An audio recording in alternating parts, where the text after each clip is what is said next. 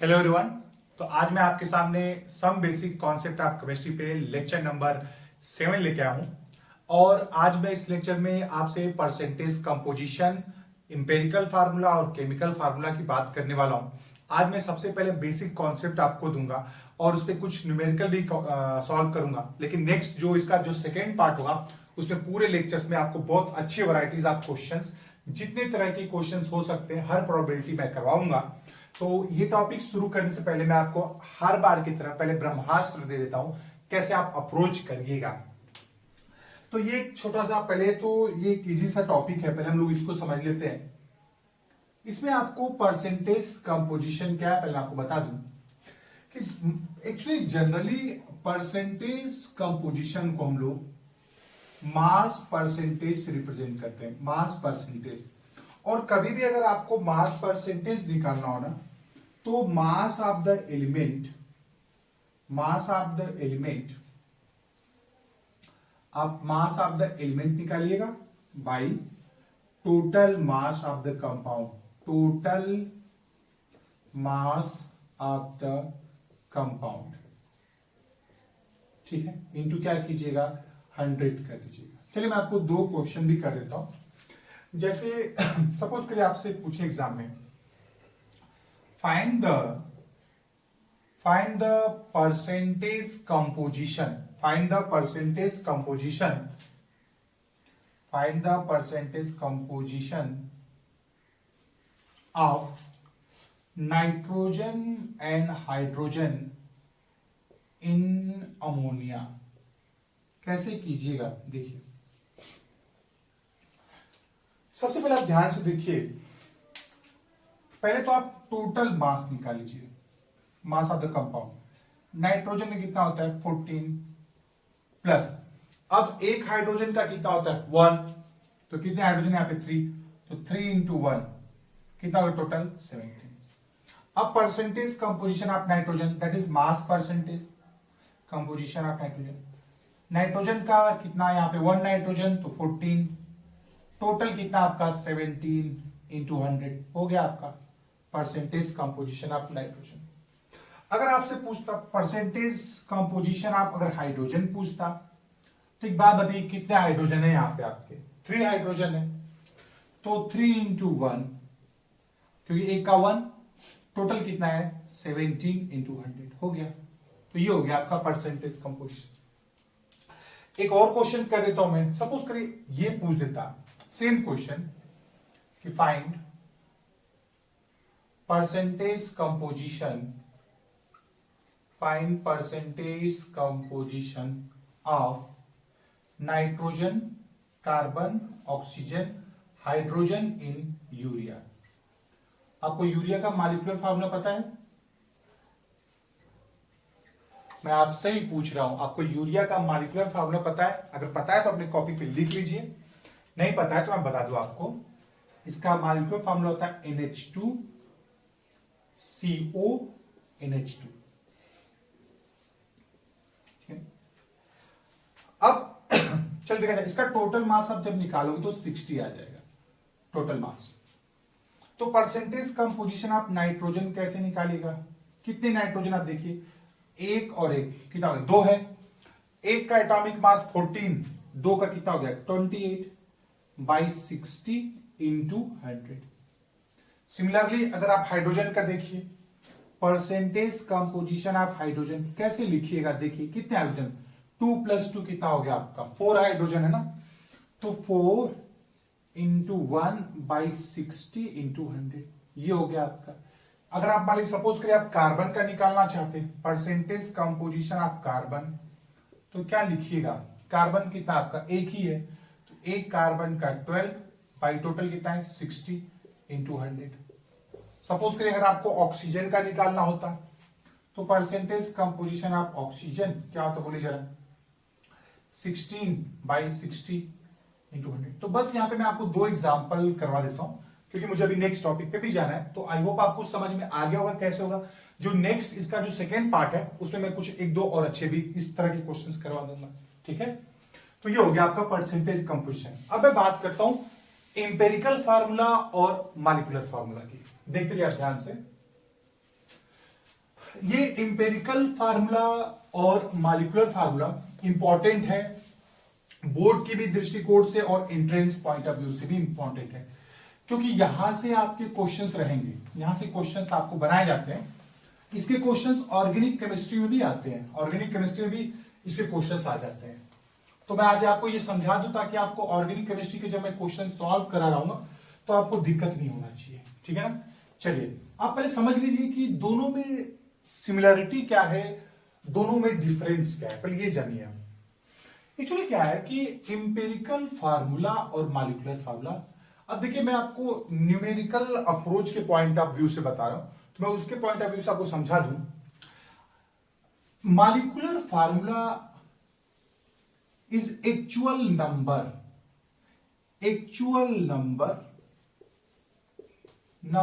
Of atom, actual number of atom present. क्या actual number of present atom उसमें present है, आपको वो लिखना है, actual number of atom present. और इंपेरिकल फार्मूला जो होता है ना, वो आपका रिलेटिव रेशियो होता है। अब कुछ लोग डाउट में रिलेटिव, कुछ ऐसे टर्म्स हैं जो आदमी सुनने के बाद स्टूडेंट सोचता है वेपर डेंसिटी, फिर जब उनको बोलता है कि रिलेटिव रेशियो, तो ये डेंसिटी, वॉल्यूम, एरिया, तो स्टूडेंट कभी सोचता है क्या है ये। लेकिन अगर आप रिलेटिव रेशियो, अगर आपको ये नाम अच्छा नहीं लग रहा हो तो आप क्या कीजिएगा, मैं आपको बता दूं। Take common from molecular formula, common ले लीजिए। अच्छा, जो कॉमन लीजिएगा, जो कॉमन आप लेंगे वो एक बड़ा वाला नंबर लीजिएगा, बिग नंबर, जो लार्जर नंबर रहेगा, जो बड़ा वाला नंबर रहेगा वो। तो आप सोचोगे कि क्या बोल रहे हैं, take common from molecular formula, relative ratio. मैं बता रहा हूं, ध्यान सुनिएगा, अब आपको अच्छे से क्लियर हो जाएगा। चलिए सबसे पहले आप ये बताइए कि बेंजीन का फार्मूला क्या है, बताइए। नहीं पता? पता है तो बेंजीन का एक्चुअल नंबर क्या होगा, 6 carbon 6 hydrogen. Actual number of atom present आपने लिख दिया, यही है इसका मॉलिक्यूलर फार्मूला। So simple. चलिए इसमें क्या कॉमन ले सकते हैं, कोई बोलेगा 1 ले सकते हैं, 2 ले सकते हैं, 3 ले सकते हैं, इसलिए मुझे यहां पर लिखना पड़ा बिग नंबर, क्योंकि स्मार्ट लोगों की कमी नहीं है इस दुनिया में, ठीक। तो आप बोलोगे सीधा जाओ तो बोलेगे हम कूद के जाएंगे, तो ऐसे लोग भी हैं। तो बिग नंबर क्या है यहां पे, 6 कॉमन ले लीजिए, क्या हो गया बोलिए जरा, CH। जी हां, यही आपका इंपेरिकल फार्मूला है, इसी को आप रिलेटिव रेशियो बोलते हैं। तो ये अगर आपको टफ लगता तो आप ये इजी वाला फॉलो करिए। जैसे मैं आपको बोलूं ग्लूकोज, बताइए ग्लूकोज का मॉलिक्यूलर फार्मूला बताइए क्या, देखिए C6H12O6। अब यहां पे बिग नंबर क्या कॉमन हो सकता है, इसलिए मैं लिख दिया। कुछ बोलेंगे 2 कॉमन ले लीजिए, जी नहीं, बिग नंबर लीजिए, क्या है 6 कॉमन लेके देखिए जरा, क्या है बोलिए, CH2O, देखिए हो गया, ठीक। एक और लिख लिया जाए, एसिटिक एसिड क्या होता है फार्मूला इसका, याद है आपको? याद है तो अच्छी बात, नहीं याद है तो देख लीजिए, CH3COOH, ये है एसिटिक एसिड। अब यहां से क्या कॉमन लीजिए, कुछ लोग बोले सर ये से कॉमन कैसे लेंगे, देखिए मैं बताऊं, पहले आप इसको लिख लीजिए अच्छे तरीके से। कितने कार्बन है यहां पे, 2, तो C2, कितना ऑक्सीजन, कितना हाइड्रोजन है, 3 + 1 कितना होगा, 4, H4, कितना ऑक्सीजन है यहां पे, 2। अब बताइए क्या कॉमन ले सकते हैं, जी हां, यहां से आप 2 कॉमन ले सकते हैं, और क्या लिखिएगा, CH2O, हो गया, ठीक है। तो जब भी आपको टेढ़ा मेढ़ा लगे तो आप उसको अरेंज कर लीजिएगा, सारे कार्बन एक साथ, सारे हाइड्रोजन एक साथ, सारे ऑक्सीजन एक साथ, तो आपके लिए इजी पड़ेगा। अच्छा, जैसे अब ये तो हो गया। अब जैसे मान लीजिए, अब कुछ ऐसे एग्जाम्पल, जैसे कार्बन डाइऑक्साइड CO2, ये है कार्बन डाइऑक्साइड का एक्चुअल नंबर ऑफ एटम, तो यही है, ये हो गया इसका मॉलिक्यूलर फार्मूला। अब यहां से बिग नंबर कॉमन क्या होगा, 1, तो 1 कॉमन ले लीजिए, तो क्या होगा, CO2, कोई कुछ और कॉमन नहीं ले सकते, बिग नंबर 1 ही है। तो अब इसका ध्यान से देखिए, इसका जो इंपेरिकल फार्मूला है वही इसका मॉलिक्यूलर फार्मूला, जो इसका इंपेरिकल फार्मूला है वही इसका मॉलिक्यूलर फार्मूला है।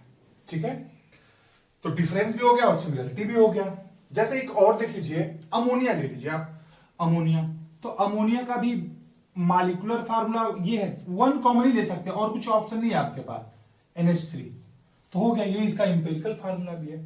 तो ये बेसिक डिफरेंस है। इंपेरिकल फार्मूला इज देना जो सबसे रिलेटिव रेशियो या सबसे होल नंबर, जो सबसे लास्ट रेशियो होता है, जैसे CH2O, अगर आप जब सॉल्व करोगे क्वेश्चंस तो आप पहले इंपेरिकल फार्मूला लिखना सीखते हो और तब जाके आप मॉलिक्यूलर फार्मूला लिखना सीखते हो। तो ये अगर आपको लगे कि यार रिलेटिव रेशियो क्या है, तो बस आप समझिए take common from molecular formula, कुछ बिग नंबर, जो सबसे बड़ा नंबर होगा वो कॉमन ले लीजिएगा, आपका इंपेरिकल फार्मूला आ जाएगा। अब यहां पे भी नहीं हुआ तो ये सिंपल जैसा था वैसे ही हो गया। तो अब मैं आपको सिखाने जा रहा हूं कि पहले आप इंपेरिकल फार्मूला कैसे निकालते हो और तब मैं आपको बताऊंगा मॉलिक्यूलर फार्मूला। आप देखते रहिए, मैं इसको अपने तरीके से, जैसे मैंने समझा है, मैं आपको उस तरीके से समझाने की कोशिश कर रहा हूं। तो सबसे पहले आप हेडिंग डाल लीजिएगा अपने कॉपी पे कि method of finding empirical formula. अपने हिसाब से मैं आपको बता रहा हूं कैसे। Method of finding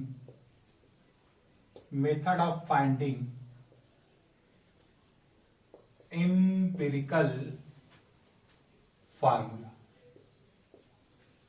method of finding empirical formula. ध्यान से देखिएगा, मैं आपको एक क्वेश्चन के थ्रू समझाता हूं एंड देन उस क्वेश्चन में कितनी तरह की प्रोबेबिलिटी हो सकती है वो भी मैं आपको बताऊंगा। आप ध्यान से देखते जाइएगा कैसे सॉल्व कीजिएगा। क्वेश्चन होगा क्या, क्वेश्चन में लिखा रहेगा कुछ ऐसे, ए compound consists or contains three elements या elements, three elements A, B and C। जैसे ही आप पढ़ोगे ना, जैसे ही आपको पता चले कि उसमें कौन कौन से एलिमेंट्स यूज हुए हैं, पहले आपको यही पढ़ना है, तुरंत आप अपने कॉपी पे कॉलम बनाइएगा।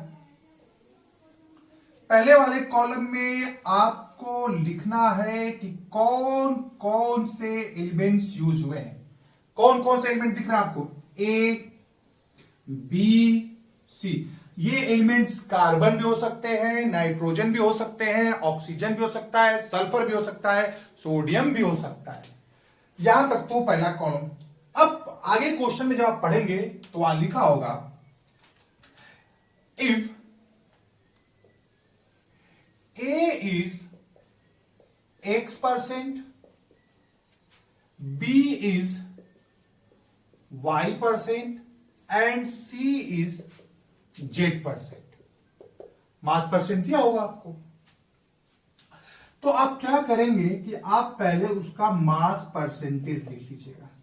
लिखा क्वेश्चन है कि A is X%, B is Y%, तो पहले आप मास परसेंट X, Y और Z।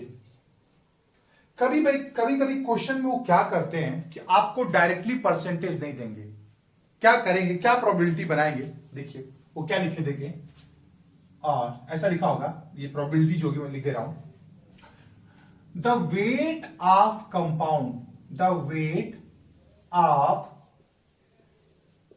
कंपाउंड इज, ऐसा लिखा होगा, the weight of compound is W gram and the weight of A is A gram and B is B gram and C is C ग्राम। ऐसे लिख के देंगे, डायरेक्ट आपको percentage नहीं देंगे। तो आपको परसेंटेज निकालना आया कैसे? अगर आपको परसेंटेज ऑफ ए निकालना रहा तो क्या लिखिएगा, weight of A in gram by total weight into 100 कर दीजिएगा। तो कितना दिया है, ए का वेट कितना दिया आपको, ए ग्राम, टोटल वेट आपका कितना है W। अच्छा, आप इसको अगर ये ग्राम है तो ये भी ग्राम में रखिएगा, ये मिलीग्राम है तो ये भी आप मिलीग्राम में रखिएगा, तो कोई जरूरी नहीं कि आप ग्राम रखिए, जैसा आपको क्वेश्चन में दिया हुआ ऊपर नीचे आप देख लीजिएगा। तो इंटू 100। सिमिलरली बी के लिए क्या, weight of B by total weight into 100। Similarly C के लिए भी weight of C by total weight into 100। मान लीजिए ये आपका निकल के आया x%, या आया आपका y%, और ये जो आपका निकल गया z%। तो आपने अगेन मास परसेंट लिख दिया, तो चाहे वो नॉर्मल तरीके से दे चाहे वो वेट दे के दे, हम मास परसेंटेज निकाल के लिख लेंगे। हो गया। इसके बाद इस क्वेश्चन का काम खत्म। अब आपको यहां देखना पड़ेगा, तीसरा जो कॉलम रहेगा आपका, वहां लिखना पड़ेगा आपको मोल। क्या मोल क्या होता है, वेट ऑफ ए किसमें, ग्राम में, बाई इट्स एटॉमिक वेट, अगर मॉलिक्यूल है तो मॉलिक्यूलर वेट। तो वेट ऑफ ए कितना है, x बाई एटॉमिक वेट, मतलब एटॉमिक वेट ऑफ ए। अब आप पूछोगे, सोच रहे होगे सर आप यहां पे लिख रहे हो मास परसेंटेज और आपने बोला कि इसका weight of A is x, ऐसा क्यों कर रहे हो आप, मास परसेंटेज को आप डायरेक्ट वेट कैसे, मैं आपको बता दूं। सपोज करिए कि आपके घर में चिकन बिरयानी बना, जो वेजिटेरियन है उनको मैं सॉरी बोलता हूं, आप कुछ और एग्जांपल से समझिएगा, मैं ये दिखा दे रहा हूं आपको, इसको आप थोड़ा समझिए ऐसे। तो मान लीजिए आप जब बिरयानी बना आपके घर में, पूरा टेस्टी यम यम बिरयानी है, तो आपने उनसे पूछा कि भाई कैसे बनाया आपने, मुझे बताइए। तो उन्होंने बोला कि यार जो बिरयानी हमने बनाया उसमें 50% आपका चिकन है, 50% चिकन है, 30% राइस है, और 20% उन्होंने बोला कि हमने इसमें वेज डाला है, तो कुछ वेज सब्जेक्ट डाला होगा। तो आप क्या समझते हो कि अगर मुझे 1 किलो चिकन बनाना हुआ इस रेसिपी के बेसिस पे, तो 50% चिकन का मतलब क्या होगा, 1 किलो मुझे अगर बिरयानी बनाना है तो मुझे 50% मतलब आधा किलो तो चिकन चाहिए होगा। सिमिलरली अगर x% दिया है, मतलब अगर टोटल वेट अगर 100 है तो इसका मास कितना वेट होगा, इसका x होगा। दैट्स वाई मैंने यहां पे x लिखा। आई होप आपको समझ में आया। y के लिए भी सेम, y का भी वेट, जैसे यहां पे राइस का कितना हो गया, अगर टोटल 100 ग्राम है तो राइस कितना हो गया 30 ग्राम, तो वैसे y% तो b के लिए कितना हो गया y ग्राम, तो y by atomic weight of b, c के लिए z by atomic weight of, आप रेशियो निकालिए, मोल निकालिएगा। सपोज करिए ये आपका आया 2, ये आपका आया 4 और ये आपका आ गया 6। यहां तक क्लियर है आपका। इसके बाद आपने क्या करना है, सिंपलेस्ट रेशियो, जो नेक्स्ट स्टेप है मेरा वो है सिंपलेस्ट रेशियो। सिंपलेस्ट रेशियो वो कैसे निकालते हो आप सबसे स्मॉल वैल्यू देख लीजिएगा। इसमें सबसे स्मॉल वैल्यू क्या है, 2 है, 2 से सबको डिवाइड कीजिए, 2/2, 4/2, 6/2, ये कितना हो गया 1, ये कितना हो गया 2, ये कितना हो गया 3। क्लियर है, बस यहीं तक आपको करना है और आपका इंपेरिकल फार्मूला आ जाएगा।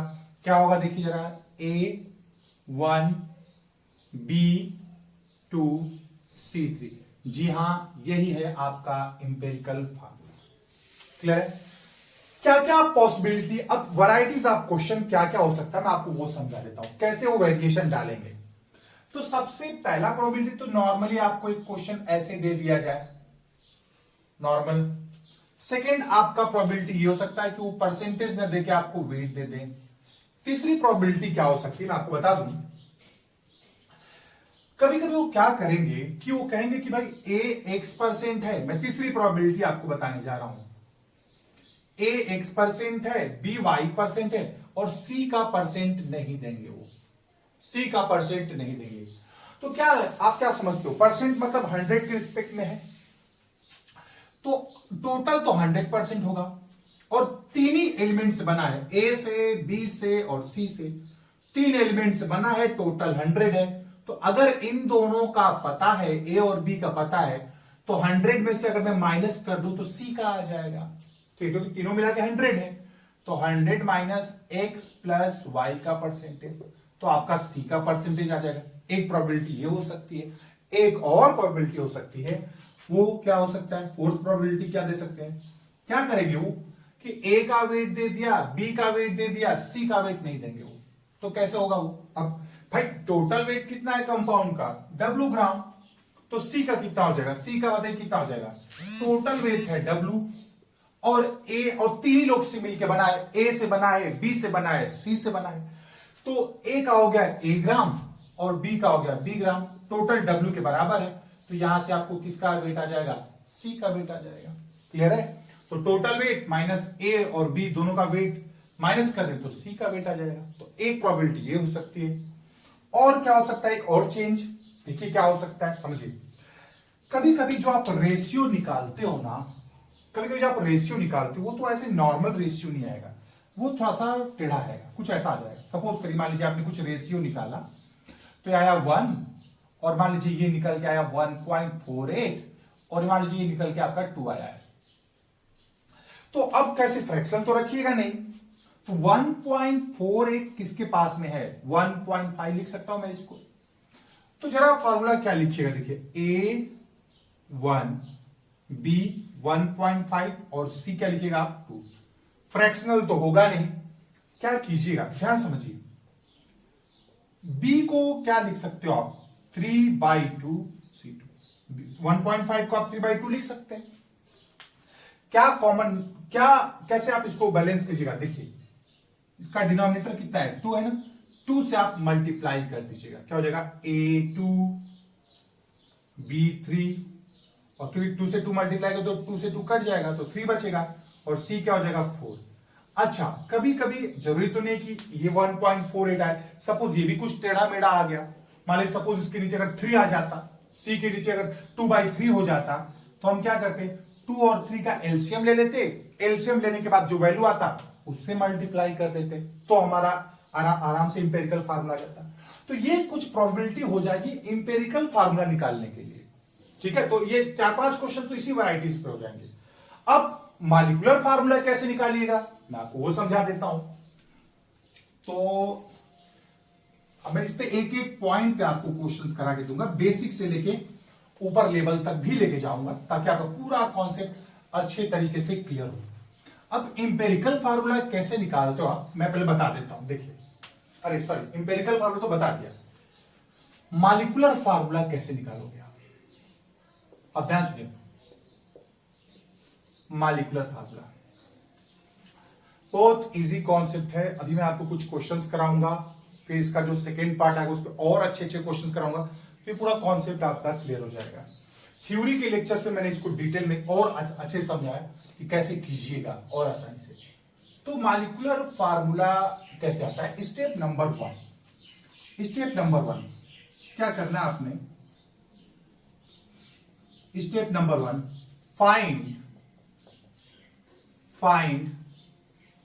Empirical formula. सबसे पहले तो आप इंपेरिकल फार्मूला पता करेंगे, मतलब पूरा पाथ फॉलो कीजिएगा। स्टेप 2 क्या है, मॉलिक्यूलर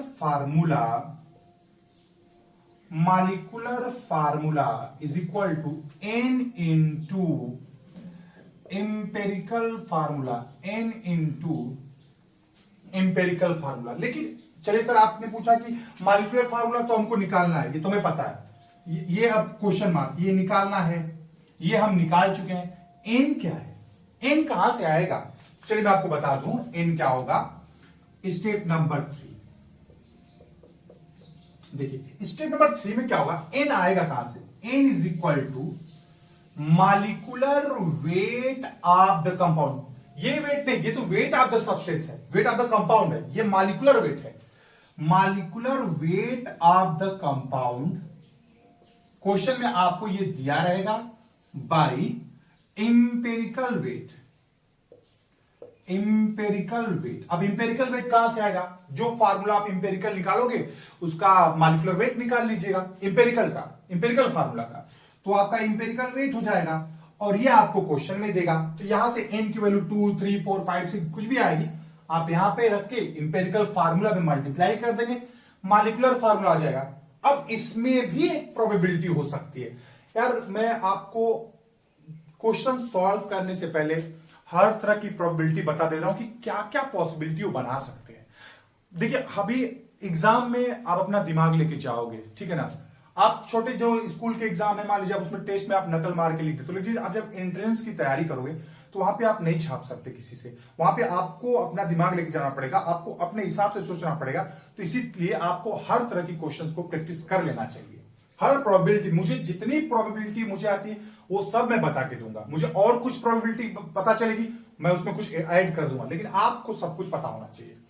तो molecular weight of the compound नहीं दे, कभी कभी वो नहीं देंगे इसको, वो भी कम ढीठ नहीं है सर, और तबाही मचाते हैं। तो क्या लिखेंगे सर? लिख देंगे कि वेपर डेंसिटी ऑफ कंपाउंड दे देंगे वो लोग। भाई वेपर डेंसिटी दे दिया, क्या करना है? जैसे मैंने आपको बताया भी था लास्ट लेक्चर में कि कहीं भी क्वेश्चन में अगर आपको वेपर डेंसिटी देता है तो वेपर डेंसिटी का मतलब होता है क्या? Molecular weight by 2। तो वो आपको vapour density of the compound देंगे, आप 2 से उसमें क्रॉस मल्टीप्लाई कर लीजिएगा, आपका मॉलिक्यूलर वेट आ जाएगा। और जैसे ही मॉलिक्यूलर वेट आया तो आप यहां रख दीजिएगा, और जब आप इसको रख देंगे तो आसानी से आपका क्या आ जाएगा? n आ जाएगा, n से मल्टीप्लाई कर दीजिएगा। क्लियर है? तो यहां पे ये रहा बेसिक, जिससे हम लोग अभी क्वेश्चंस की तरफ बढ़ेंगे, अप्रोच करेंगे। एक एक बेसिक से मैं क्वेश्चन आपके सामने लेके आ रहा हूं, और आप उसको मतलब अच्छे से प्रैक्टिस करिएगा, अच्छे से आपको समझ में आएगा। ठीक है, चलिए मैं पहला क्वेश्चन आपके सामने लेके आता हूं। तो ये रहा पहला क्वेश्चन आपके सामने। इसके पहले के जो 1, 2, 3 क्वेश्चन है ना, वो मैं आपको लेक्स वाले वीडियो में भी करके आपको सॉल्व कर दूंगा। वो इजी क्वेश्चन आप खुद से भी सॉल्व कर सकते हैं, बहुत तो परसेंटेज कंपोजिशन निकालना है, आप उसको कर सकते हैं, फिर भी मैं नेक्स्ट लेक्चर में उसको जरूर कर दूंगा। तो क्वेश्चन नंबर यहां से शुरू करते हैं। आप ये आपको मॉलिक्यूलर फार्मूला कुछ कंपाउंड का दिया हुआ है और आपसे पूछ रहा है empirical formula, what is the empirical formula. यहां पे आप फार्मूला मिस हो गया, इंपेरिकल फार्मूला। चलिए आप खुद से पहले करिए, इसको खुद से पहले ट्राई कर लीजिए, देन मैं आपको बता देता हूं। चलिए मैच करते हैं। क्या बोला था मैंने आपको कि जो सबसे बड़ा नंबर होगा उसको कॉमन ले लीजिएगा, बिग नंबर। तो 6 मैक्सिमम, सबसे बड़ा कॉमन क्या हो सकता है? 6। तो क्या हो जाएगा इसका इंपेरिकल फार्मूला? CH। इसका कितना हो जाएगा बताइए आप? 6 कॉमन लीजिए, CH2। ये क्या हो जाएगा बोलिए? 2 कॉमन लीजिए, 2 कॉमन लीजिए, HO। क्या आप यहां पे कुछ भी कॉमन ले सकेंगे? जी हां, सिर्फ 1। अगर इसके अलावा अगर आपको कुछ कॉमन दिख रहा है तो थोड़ा सा दिक्कत हो सकता है आपको।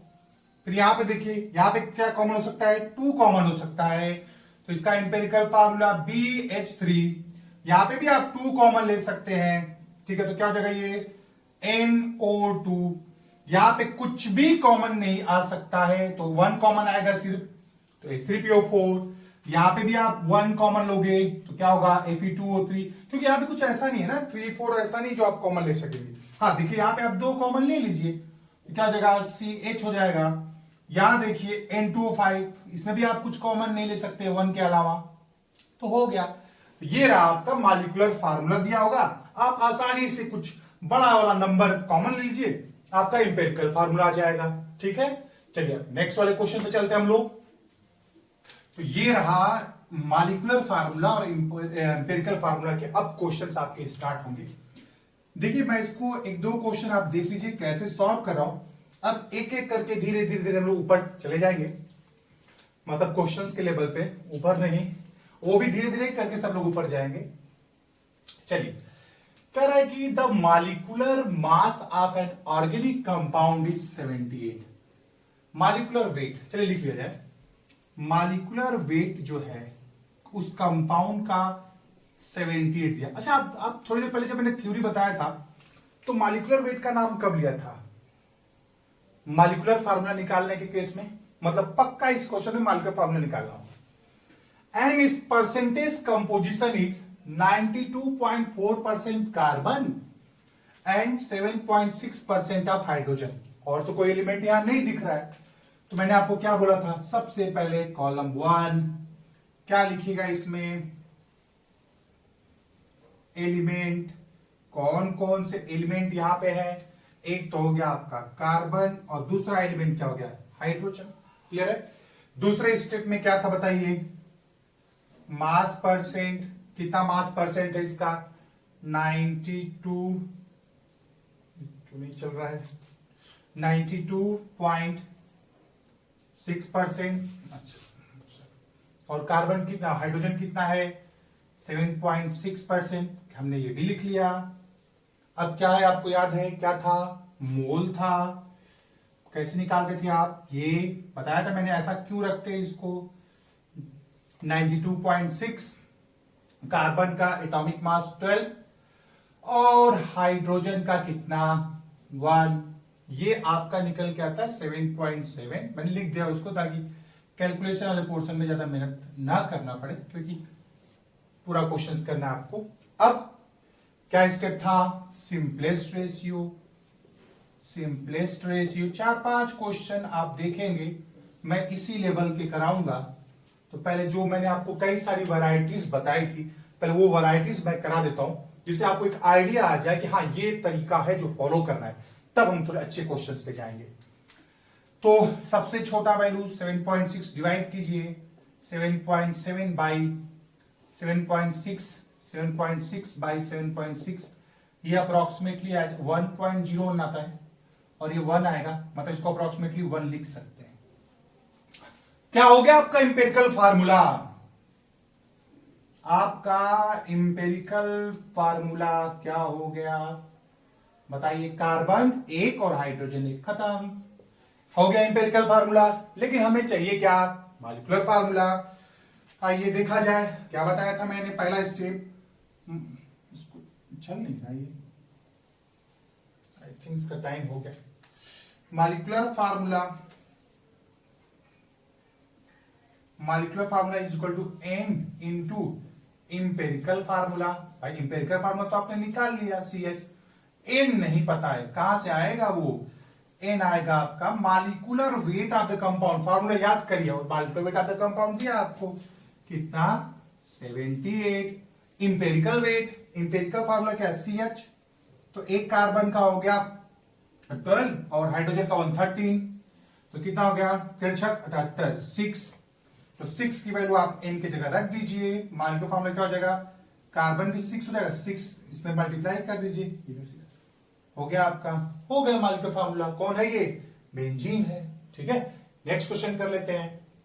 ये रहा एक और अच्छा सा क्वेश्चन आपके लिए, इसको आप रोक के सॉल्व कर लीजिए, देख लीजिए सॉल्व हो गया। अगर आपका ये आंसर आता है तो ठीक है, वरना देखिए कैसे होगा, पढ़िए। करें an organic compound on analysis give the following percentage, carbon, hydrogen and rest is oxygen. तो पहला क्या काम करना है आपको, पहला कॉलम क्या लिखिएगा, एलिमेंट, कौन कौन से एलिमेंट है, बेसिक से बहुत स्टेप बाय स्टेप काम कीजिए।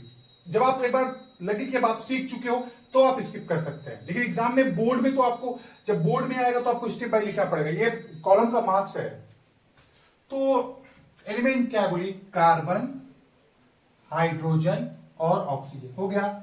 दूसरे में क्या लिखना था आपको, मास परसेंटेज, क्या लिखिएगा बोलिए, 57.8, 3.6 एंड रेस्ट इज ऑक्सीजन। ये तो भला हुआ कि ये बता के दे रहा है कि रेस्ट इज ऑक्सीजन। कभी कभी क्या करते हैं मैं आपको बताऊं कि वो बोलेगा कार्बन एंड हाइड्रोजन और कुछ लिखेगा ही नहीं, तो क्या वहां पे क्या आपको सोचना पड़ेगा, एक्चुअली क्या होता है कि टोटल 100% होना चाहिए, तो इन दोनों को जोड़ने के बाद 100% तो नहीं आता। तो जब भी आपको टोटल 100% ना आए तो आप समझ लीजिएगा कि वहां पे ऑक्सीजन है। जब भी आपका टोटल 100% ना आए तो आप समझिए कि वहां पे एक और भी एलिमेंट मिसिंग है, वो कौन सा है, ऑक्सीजन है। ठीक है, ये आप मैंने बहुत आपको रेयरली कहीं मिलेगा, लेकिन है, ऐसा क्वेश्चन है। तो रेस्ट इज ऑक्सीजन, तो जब मैं एंट्रेंस का क्वेश्चन कराऊंगा तो मैं उसमें दिखा दूंगा आपको ऐसा क्वेश्चन, रेस्ट इज ऑक्सीजन। तो अभी कैसे ऑक्सीजन, तो ये दोनों का परसेंटेज दिया है, ये भी केस मैंने आपको बताया था। तो 100 माइनस 57.8 और प्लस 3.6 कितना आ जाएगा, ये कुछ 38.6 के आसपास आ जाएगा। 814, हाँ 38.6% के आसपास आ जाएगा, देख लीजिएगा। ठीक है, इसके बाद जो आप स्टेप यूज करिएगा वो क्या था, मोल निकालना है आपको। कैसे करिएगा, देखिए, वेट बाई, अब कार्बन कितना 12, 3.6 हाइड्रोजन कितना 1, और ऑक्सीजन 38.6 बाई 16 हो गया। यहां पे आपको ये आपका निकल के आता है, मैंने यहां पे लिख दिया ताकि तो आसानी से हो सके। 3.6 और यहां पे कितना हो गया, ये आपका आता है कितना 2.41। ठीक है, ये हो गया। अब आपने क्या करना था, सिंपलेस्ट रेशियो, जो लास्ट क्या करना आपको, सिंपलेस्ट रेशियो, मैं कर देता हूं इसको, सिंपलेस्ट रेशियो। सिंपलेस्ट रेशियो में आपको क्या करना था, जो सबसे स्मॉल वैल्यू था उससे आप सबको डिवाइड करेंगे। क्या होगा देखिए, 4.82 बाई 2.41, 3.60 बाई 2.41, जीरो नहीं भी लिखें चलेगा, 2.41 पॉइंट है बाई 2.41, ये कितना आ गया बोलिए 2, यह आएगा 1.49, ये कितना हो गया 1। याद है मैंने आपको एक केस और बताया था, जब फ्रैक्शनल आएगा तो मैंने आपको समझाया भी था, क्या लिख सकते हो इसको आप 1.5, और इसको क्या लिख सकते हैं बोलिए जरा, 1.5 को आप 3/2 भी लिख सकते हैं। ठीक है, तो आप क्या कर सकते हैं, मल्टीप्लाई कर दीजिए सब में 2 से, तो जब 2 से अगर आप इसमें मल्टीप्लाई कीजिएगा तो ये कितना हो जाएगा 4, ये कितना बचेगा, तब 2 से इसमें मल्टीप्लाई करें तो ये कट जाएगा, बचेगा 3, इसमें करिएगा तो ये कितना हो जाएगा बोलिए 2। तो क्या हो जाएगा आपका इंपेरिकल फार्मूला, पहले लिख लिया जाए, कार्बन हो जाएगा आपका 4, हाइड्रोजन आपका कितना हो जाएगा बोलिए 3, और ऑक्सीजन कितना हो जाएगा 2। ये हो गया आपका इंपेरिकल फार्मूला। अगर आप 1.5 यहां पे लिखते तो 3/2 ही लिखते, फिर 2 से आप मल्टीप्लाई कर दे, वहां पे मैंने कर दिया। तो ये हो गया आपका इंपेरिकल। अब मॉलिक्यूलर फार्मूला चाहिए, तो मॉलिक्यूलर फार्मूला के लिए क्या चाहिए, n into empirical formula. n तो हमको नहीं पता, इंपेरिकल फार्मूला हमारा क्या है, C4H3O2। n कहां से आता था, molecular weight of the compound, लेकिन यहां पे क्वेश्चन में आपको क्या दिया, वेपर डेंसिटी। क्या बोला था मैंने, जब भी क्वेश्चन में आपको vapour density they, please side में लिखें मॉलिक्यूलर वेट बाई 2। अब 2 से क्रॉस मल्टीप्लाई करिएगा वेपर डेंसिटी में तो मॉलिक्यूलर वेट आएगा, कितना होगा 83 इंटू 2, कितना हो गया 166।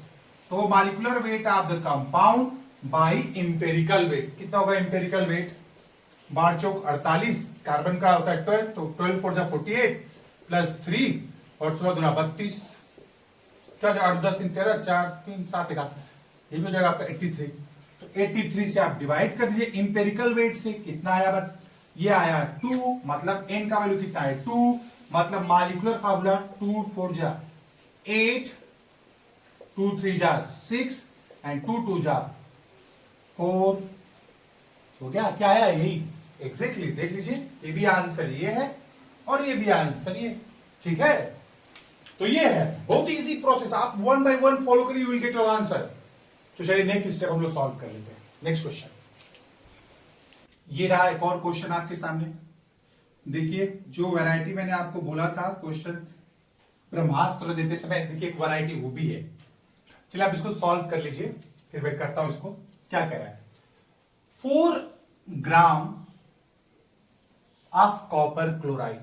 याद है मैंने आपको बोला था जब लिखते समय सेकेंड वाला ही पॉइंट था कि वो मास परसेंटेज ना देके आपको वेट ऑफ द कंपाउंड दे सकते। देखिए वेट ऑफ द कंपाउंड आपको दे दिए, ऑन एनालिसिस वाज फाउंड, तो पूरा weight weight of the compound लिख लीजिए आप, बेहतर यही रहेगा कि आप लिख लीजिए। कितना दिया बोलिए जरा, 4 ग्राम लिख लिया हमने। was found to contain 1.890 gram of copper. तो वेट ऑफ कॉपर कितना दे दिया उन लोगों ने, 1 पॉइंट, एकदम आपको दिख रहा होगा, थोड़ा सा अगर आप ध्यान दीजिएगा तो आपको समझ में आ रहा हो कि आंसर कैसे आएगा, ठीक है, ग्राम। एंड इतना क्लोरीन, तो वेट ऑफ क्लोरीन आपको दिया है कितना, 2.110, 2.110। एक बात आपको समझ में आ रहा है, वेट दिया है, टोटल वेट दिया और अलग अलग वेट दिया, तो वेट परसेंटेज आ जाएगा, उसके बाद क्या आ जाएगा, मोल आ जाएगा, सिंपलेस्ट रेशियो आ जाएगा, एम्पिरिकल फार्मूला आ जाएगा, ठीक है। क्या पहला स्टेप था, चलिए हम लोग पहले एलिमेंट लिख लेते हैं, कौन कौन सा एलिमेंट यूज हुआ है। पहला एलिमेंट क्या यूज हुआ बताइए, कॉपर, दूसरा क्या है, क्लोरीन। आपने एलिमेंट लिख लिया, फिर क्या आपको लिखना था, मास परसेंटेज क्या हो बोलिए, अब वो वही तो चाहिए, कैसे आएगा, तो पहले कॉपर का मास परसेंट, वेट ऑफ कॉपर कितना है, 1.890 बाई टोटल वेट 4 इंटू 100, ये आपका निकल के आता है 47.3। मैंने परसेंटेज लिख दिया वहां पे, ताकि अब उसको निकालूंगा तो काफी लंबा न्यूमेरिकल चला जाएगा। तो अब क्लोरीन कितना होगा, 2.110 बाई टोटल कितना है 4 इंटू 100, तो ये आपका निकल के आता है कितना, 52.7%। चलिए का मास परसेंट लिख दें 47.3 और ये कितना हो जाएगा 52.7, हमने ये भी लिख लिया। अब हमारा स्टेप क्या था, मोल निकालना। आइए मोल निकालें, कैसे, 47.3 इसका weight in gram by copper का मॉलिक्यूलर वेट 63.5 और जी का 65.3, जस्ट थोड़ा सा चेंज है नंबर का, और यहां पे इसका कितना हो जाएगा, क्लोरीन का 52.7 बाई 35.5 क्लोरीन का होता है, ये आपका आता है 0.74 और ये आता है आपका 1.48, ठीक है। अब हमारा काम क्या है, सिंपलेस्ट रेशियो।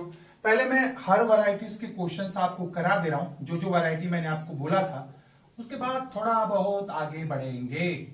सिंपलेस्ट रेशियो क्या होगा, 0.74 बाई 0.74, 1 क्यों सबसे स्मॉल वैल्यू से आप डिवाइड कर रहे हो ना, सबसे स्मॉल वैल्यू ये है, 1.48 बाई 0.74 कितना आ गया बोलिए जरा, 2।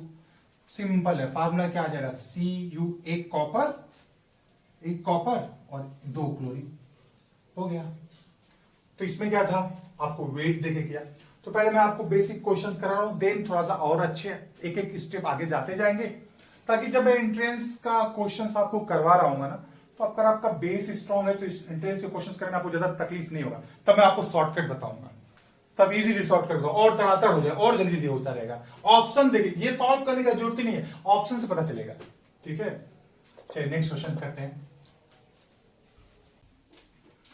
ये एक और क्वेश्चन आपके लिए, एनसीईआरटी टेक्स्ट बुक का ये क्वेश्चन है, ट्राई कीजिए आप, ठीक है। तो करिए क्या कह रहा है, ए compound contains 4.07% hydrogen, 24.2% carbon and 71.6% of chlorine, ये है। एक मॉलिक्यूलर मास इज दिस। अब देखिए मॉलिक्यूलर मास दिया है ना, तो पक्का आपको इंपेरिकल फार्मूला के बाद मॉलिक्यूलर फार्मूला निकालना ही होगा। तो पूछा है what are empirical molecular formula, तो ये निकालने से पहले हम ये निकाल लेते हैं। अच्छा ये इजी है, मैंने इसलिए करवाया ताकि आपको थोड़ा और प्रैक्टिस हो जाए बस। तो चलिए देखते हैं कौन कौन सा एलिमेंट है। पहले हम एलिमेंट हर बार की तरह, चलिए आप भी मेरे साथ लिखिएगा, आप भी लिखिए, मेरे से थोड़ा तेज लिखिएगा, ठीक है। कार्बन और क्या क्या है, अब हाइड्रोजन भी पहले लिख सकते हैं, कोई दिक्कत नहीं है, कार्बन हाइड्रोजन और फिर क्या लिखा आपने, क्लोरीन। अब इसका मास परसेंटेज आप चाहे तो ऊपर कार्बन, कहीं भी आप जो एलिमेंट जहां भी चाहे लिखे, लेकिन बाद में आप थोड़ा अरेंज करोगे तो थोड़ा सा देखने के लिए कार्बन अच्छा है, फिर हाइड्रोजन, फिर क्लोरीन। मास परसेंट कार्बन कितना है बोलिए जरा, 7 नहीं 24.27, ठीक है। हाइड्रोजन कितना है 4.07, क्लोरीन कितना है 71.65 हो गया। क्योंकि आप फर्स्ट ईयर में तो एक एक चीज आप ध्यान से करिएगा, वरना आप सेकेंड ईयर में जब जाओगे तो बहुत पछताओगे। वही फर्स्ट ईयर का आपको सब्जेक्ट बोलेगा ये टॉपिक की मुझे छोड़कर जो तुम जाओगे आगे आपको पता ही है, ठीक है, बड़ा पछताओगे। 24.27/12 4.07/1 मोल निकाल रहा हूं तो वेट इसका क्लोरीन का। 11 12 बहुत सही टाइम है आपका, मतलब ये वो दौर है जब आप फिजिकली भी ग्रोथ कर रहे होते हो और मेंटली भी ग्रोथ कर रहे होते हो। तो मैं आपको बोलूंगा कि आप इसको थोड़ा सही डायरेक्शन में मत करिए, सब कुछ काम करिए। ऐसा मैं नहीं कर रहा हूं कि आप बस आंख बंद करके रट्टू पोपट बन जाइए और खाली पढ़ाई करिए, लेकिन पढ़ाई के टाइम पे आप पढ़ाई करिए, पढ़ाई के टाइम पे आप पढ़ाई करिए, ठीक है ना।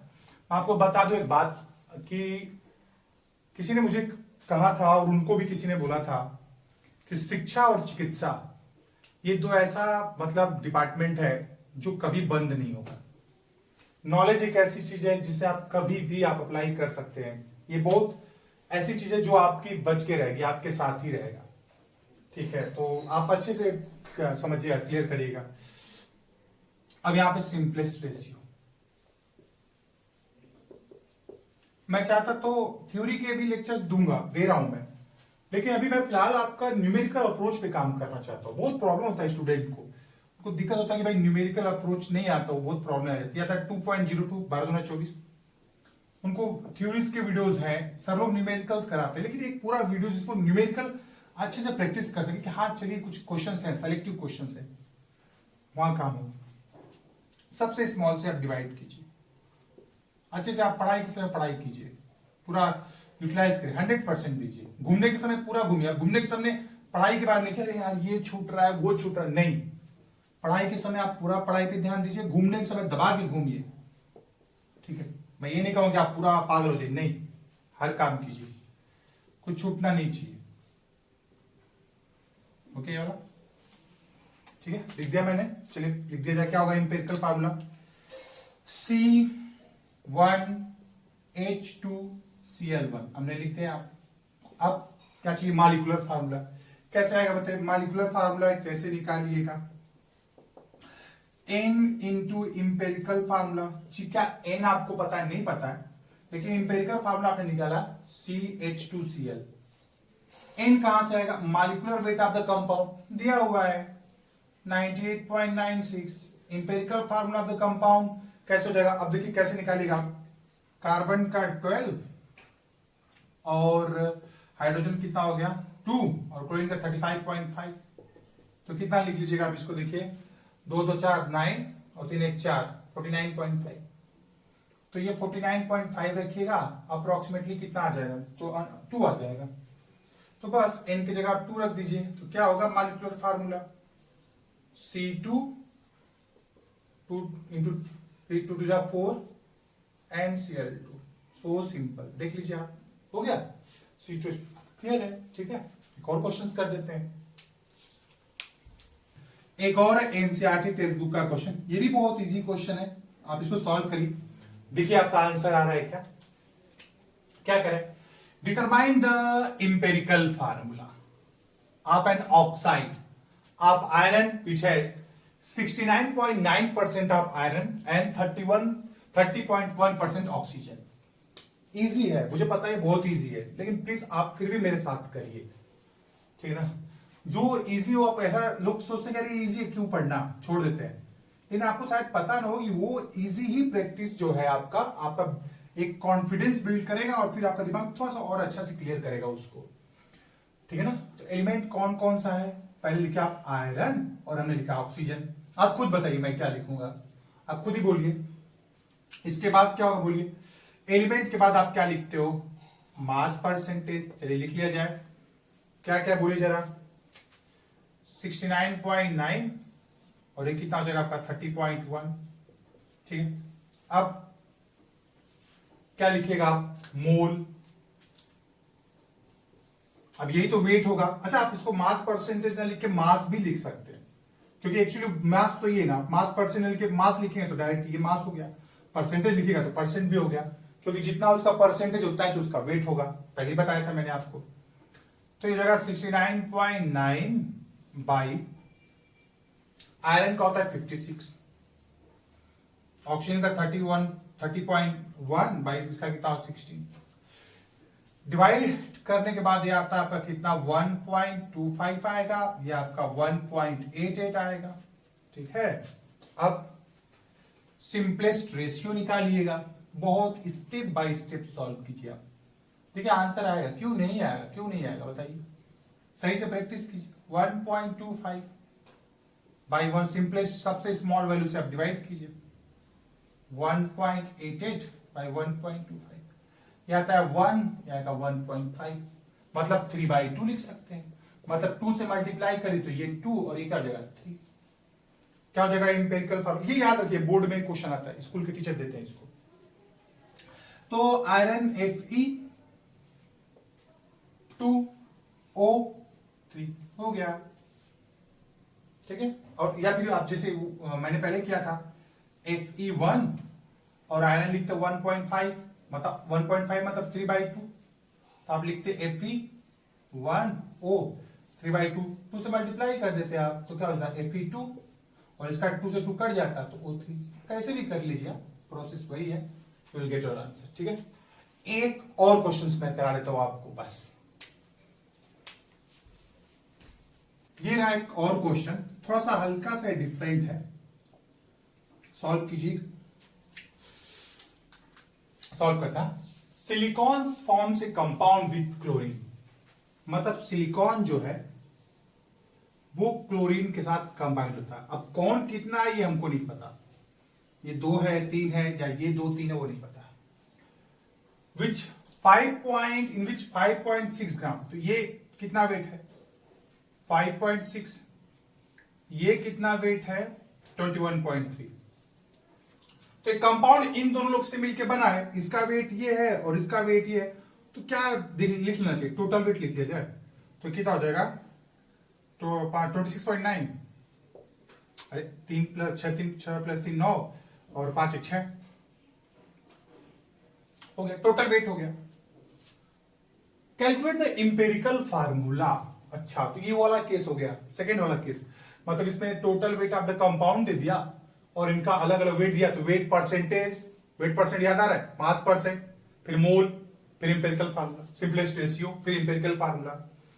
पहले आप कॉलम बना लीजिए प्लीज, चलिए मेरे साथ बोलिए, एलिमेंट कौन कौन सा, सिलिकॉन और क्लोरीन, फिर क्या है मास परसेंटेज, आप चाहे तो मास भी लिख के छोड़ सकते हैं, मास परसेंट न लिख के मास लिख दीजिए, मास परसेंट भी लिख सकते हैं, सेम बात है, क्योंकि जो उसका परसेंटेज रहेगा वही उसका वेट है।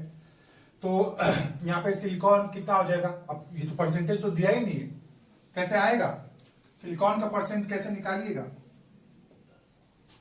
Weight of the silicon 5.6, total weight कितना हो जाएगा इसका, टोटल वेट आपका आ जाएगा 26.9 इंटू 100, ये कितना आता है आपका 20.8 आएगा। फिर क्लोरीन का कितना हो जाएगा, क्लोरीन 21.3, 26.9 इंटू 100, 26.9 इंटू 100, ये आपका निकल कितना आता है, ये आपका निकल क्या जाएगा 79.2%, तो ये आपके वेट पता चल जाएंगे उससे। ठीक है, अब यहाँ पे मास परसेंटेज तो लिख लीजिए आप 20.8, ये हो गया आपका 79.2, ये वेट इन ग्राम है।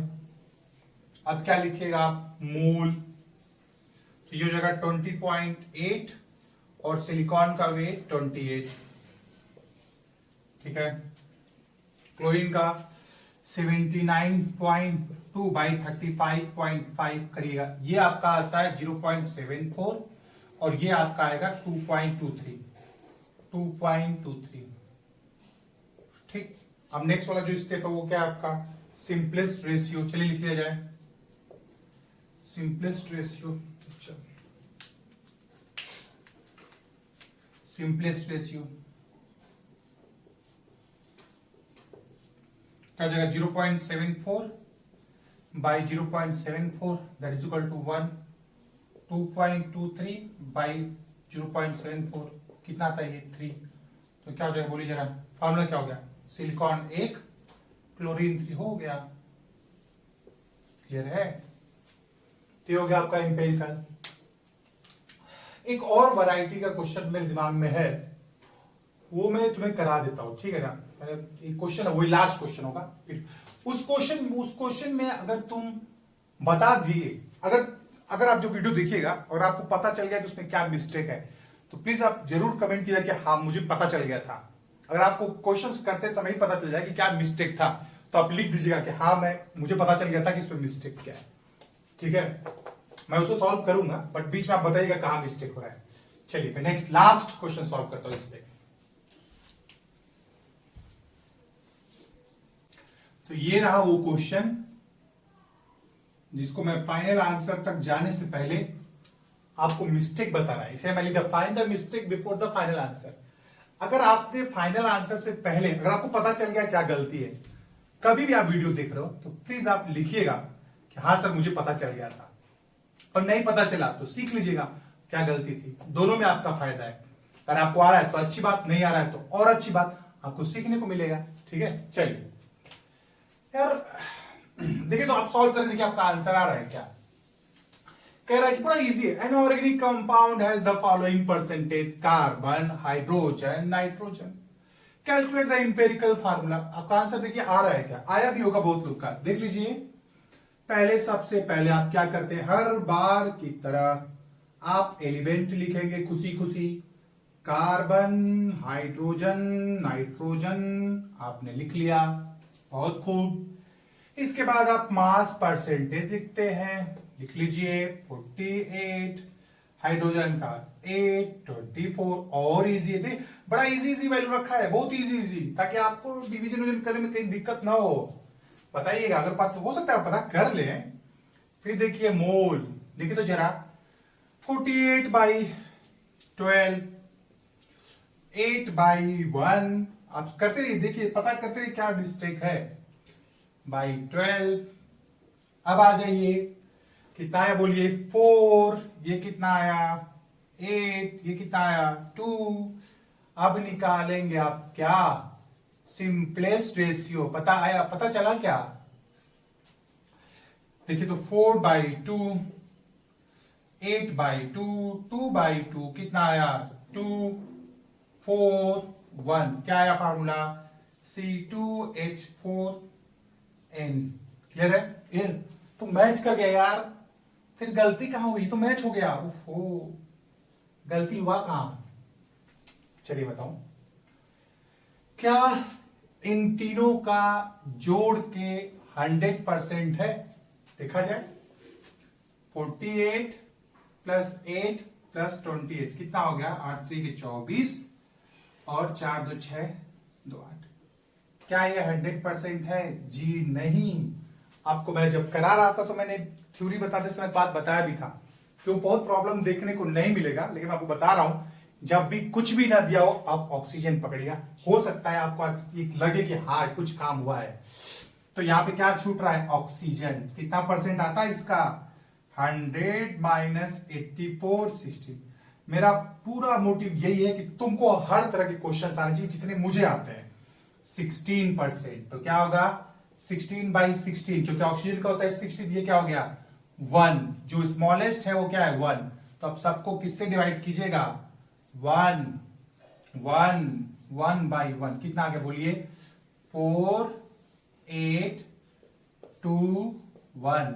जी हाँ, इसलिए मैंने इसको पहले ही गलत लिख दिया था, ताकि actually the answer is C4H8N2O। This is the answer. So I hope आपको समझ में आया होगा। आपको अपनी मिस्टेक दिख रही हुई कि आप गलत कर रहे थे, तो मैं आपको हर तरह के क्वेश्चंस कराऊंगा, आप निश्चिंत रहिए, सीखिए, आप सीखने को आपको मिलेगा। सो आज के लिए इतना ही, थैंक यू सो मच। और आप क्वेश्चन को अच्छे से प्रैक्टिस करते रहिए एंड ठीक है, एंजॉय।